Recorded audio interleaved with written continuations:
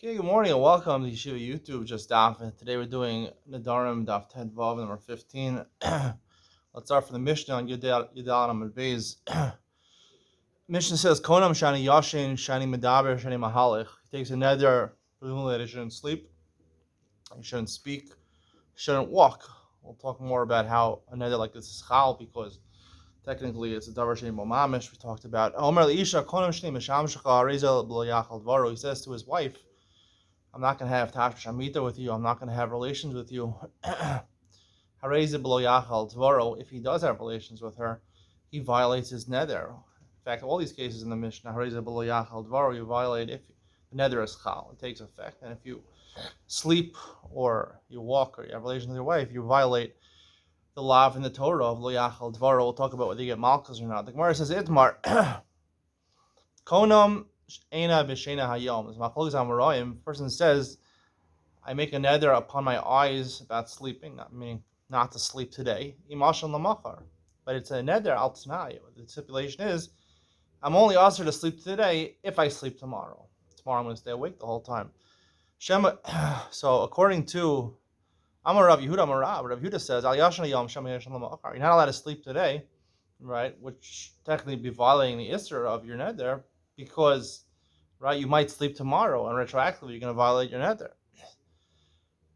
Rav Nachman argues, Amar Yashan Yom, Rav Nachman says it's okay to sleep today because you'll be careful and you won't sleep tomorrow, so retroactively you won't violate your neder. Rav Yehuda admits, he says, Omer Konam Eina B'Sheina Lamachar, takes the neder about sleeping tomorrow, Yishan Yom, if I were to sleep today. Yishan Yom, he's allowed to sleep today. Right? We're not worried that tomorrow he's going to sleep and violate the neder. Kilam is dair, the top of Tedvav and Aleph, but no. Aval B'Yisurim is dair. A person's not careful about a Tanai, a stipulation, right? He says, I'm not going to sleep today, on condition that I don't sleep tomorrow. So he's not going to be careful tomorrow not to sleep. But if he says the opposite, right? If I sleep today, then I shouldn't sleep tomorrow. So even if you sleep today, you'll be careful not to violate the Isser. The Isser is sleeping, the Konam is tomorrow. Tanan. We taught in our Mishnah, Konam Shani Yoshin Shani Mahalech Shani Medaber V'chule Heichidami. What's the case of our Mishnah? Ilema Kedekasani Shani Yoshin literally means I'm taking a neder that I shouldn't sleep. Mihavi Nitra, is that even a neder? Nan Chomra B'Shulas Shulas Chalas Davar Sheish Mamish. Davar Shein Mamish. At a right, so it says Shvuos are different than Nedarim. They take effect even on actions, things which don't have a physical representation. Mashen came in Nedarim, which is not true by Nedarim. Nedarim have to take place, have to be chal on a physical thing. V'sheina, davar shein bo mamish, sleeping is an action, it's not a physical thing. Ella must be the Amar Konim Einai B'Sheinam. He says the neder is chal ma'inayim, on the physical eyes, they shouldn't go to sleep.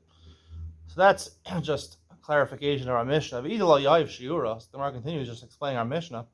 If he didn't give an amount of time that he shouldn't be sleeping, mishav kinam, does neder even chal? Do we allow him to try to complete the neder? Mishav kinli adavar isur bal yacha is going to for sure bal yacha v'haram yochanan shua shalishan shlosh yam. You even take a shua, I won't sleep for 3 days. Certainly, if I take a neder, I won't sleep seemingly forever. Neder is chal forever. Even for 3 days, malchus of yashan altar. We give a malchus right away. He violated a shua shav. It's a shua in vain, and he can sleep right away because the shua does not take effect. Same thing by a neder, it shouldn't take effect. It must be talking about a case where he limits the isser, the neder, to 1 day. And it's talking about, obviously there's some chiddush in the Mishnah, so it's talking about a case where we have a machlokas about it. He says, the neder on my eyes tomorrow if I sleep today.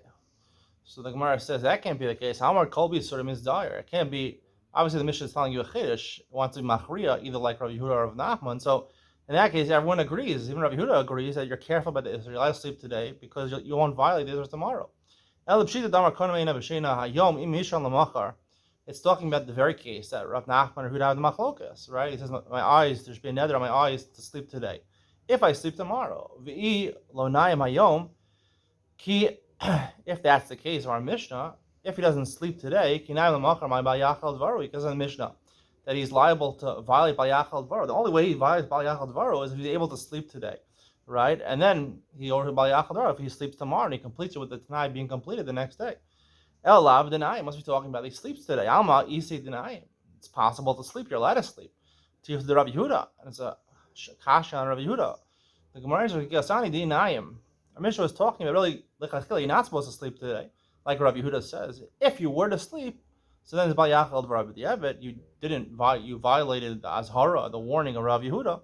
Nonetheless, the Mishnah is telling you, practically, if you did sleep, which you're not supposed to, then you violate Bal Yachal Dvaro if you don't keep your Tanai the next day. Ravina Amar, right? And Ravina gives a different answer. Rav Yehuda La'olam Kedekasani. Really, we're talking about, our Mishnah is not talking about, it's not talking, it's talking about, without saying that Konam Einai B'Shein. It's talking about something else. It's talking about Konam Shani Yoshin, but not sleeping. So the question is, right, Bal Yachal, why is a Bal Yachal? The nether shouldn't be Chal. So the Gemara says Midarabanan.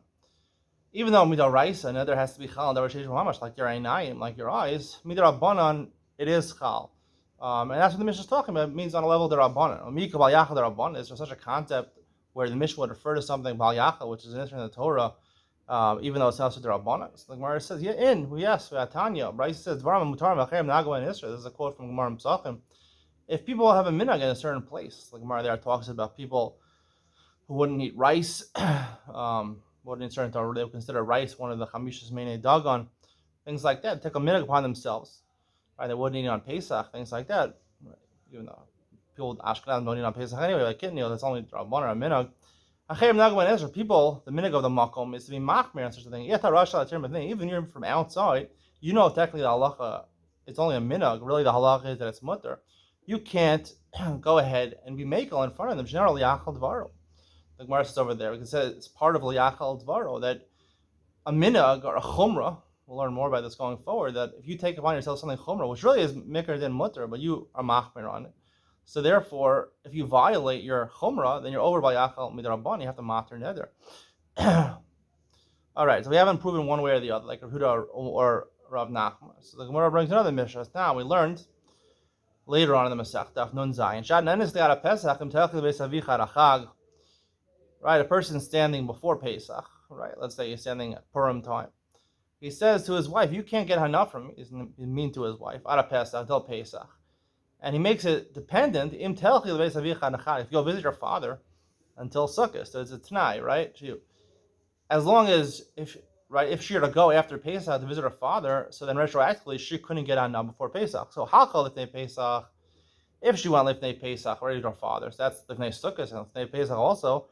Asura v'nasara Pesach, she can't get hana at Pesach. Halcha lifnei Pesach asura, lo halcha lo.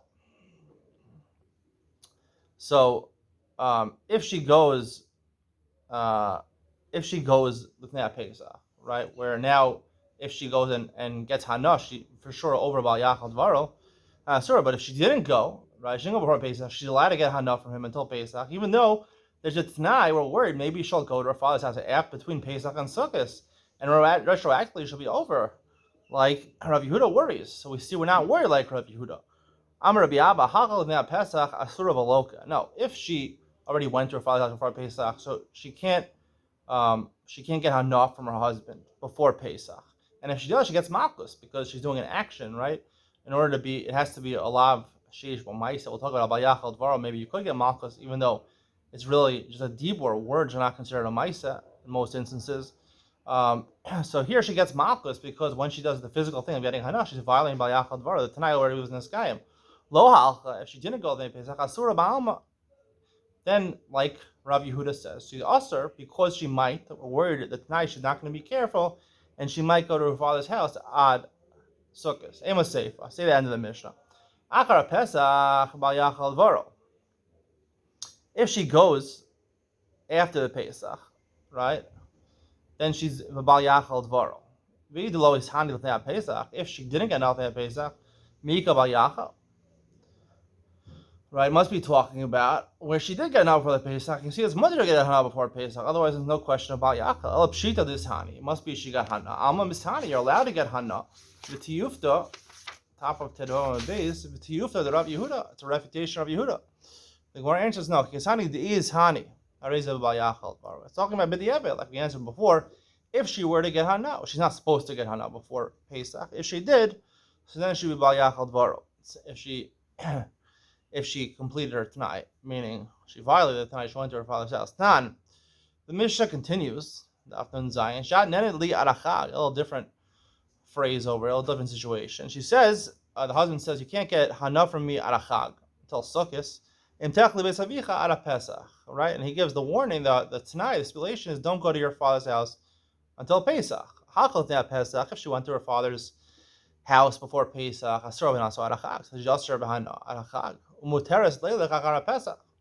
nonetheless, there's no problem going to her father's if she went for Pesach. So we're not concerned even if she goes to her father's house after Pesach, she's more likely to violate that. No, we're not goes on that. Halcha asura. So the Mishnah clearly says halcha. If she went right, lifnei Pesach, she asura. Lo halcha lo. You see, she has the opportunity to go, right? Halcha.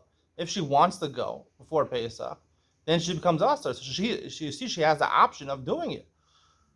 Amar Rava answers, be a question of Yehuda. Amar Rava, what did that feel lo halcha asura? Even if she didn't go, it's still asur for her to go in the first place. Halcha asura v'loka. If she went, she gets malchus also because right, the Tanai was going to her father's house, and she gets malchus. She gets the hana before Sukkot. Lo halcha asura ba'alma. If she didn't go, so that's isra ba'alma. Like Yehuda says, you're not supposed to put yourself in a situation where you might violate retroactively. Meisive. So we haven't proven one way or the other. Bryce says, Kikar zu alai hayom. This piece of bread is asur to me today. The Tanai is if I go to a place tomorrow, I go to Tel Aviv tomorrow. Achal hareza bal yelich.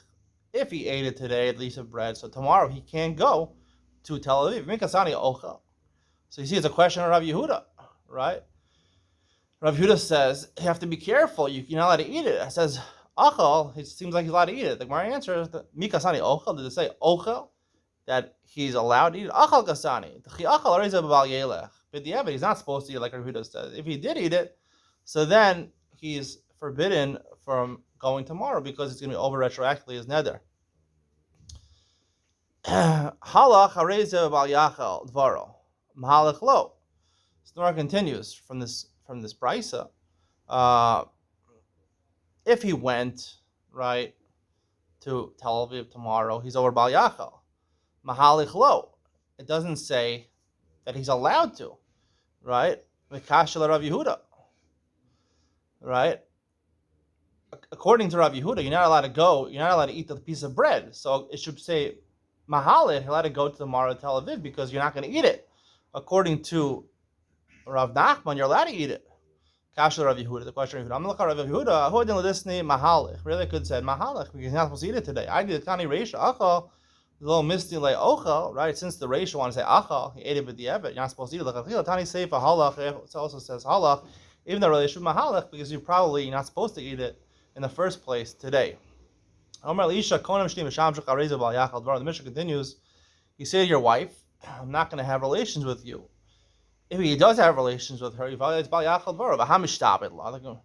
The Gemara says, how could the Nedarim be chal? We're going to learn the Nedarim can't be chal. They could be chal on a Nedarim mitzvah, Nedarim, right? A mitzvah to be together with your wife. However, or to forbid doing a mitzvah. Nonetheless, here it's not just it's dinei mamanis over here. The shibud on his goof, a shibud on his body that he has to be together with her, and that's another dan chal on them. The right says sherak susav v'nasal yigra. This is in the Torah.